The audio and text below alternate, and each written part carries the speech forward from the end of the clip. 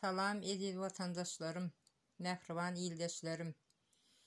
Men şu bir kiçiracık video çekmek istedim. Sebep gün-günden Türkmenistan vatanımız iyice gidiyor, öňe ýörenok. Elimizden gidiyor, vatan elden gidiyor. Türkmen halkım gözünüzü açın, oyanın.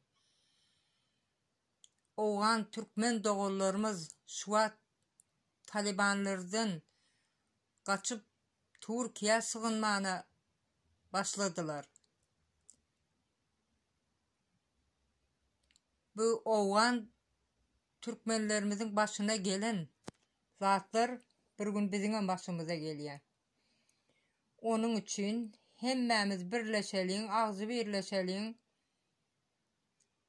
O Türkmenistan'ı kazanmak için çıkış ediyen, görüşen ayal kızlarımızın bolur yalan video çekip başka bir ayalı şol deyip misal için öyle çarıyla deyip koyup yeni birinin üstünden video çekip şalkıldap yürüyünçeniz vatanı kazanacak olup bir adım öne çıkın. Talibanlar bir gün Türkmenistan'a girse birinci gedek yalakılar yok olup gidiyor. Nerede çukur olsa girip yatıyor.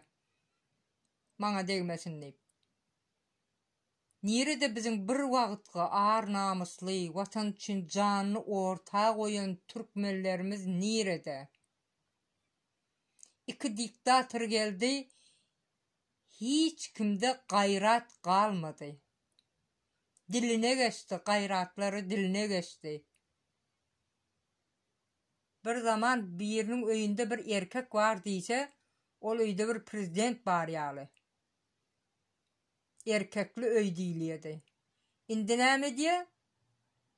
Erkek sadece adı erkek. Erkek bolman, adam olun.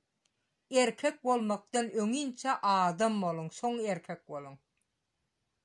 Erkekde güç vardır, ýöne ayalda gayrat vardır.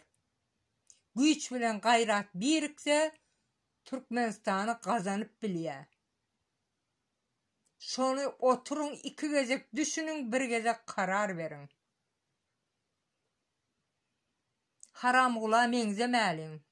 Öňkü Niyazov diýen haramzada meňzemäliň. Vatanymyzy kazanalyň. Daşary döwletlerde azy çekip, ezilip ýören türkmenlerimize eýe çykalyň.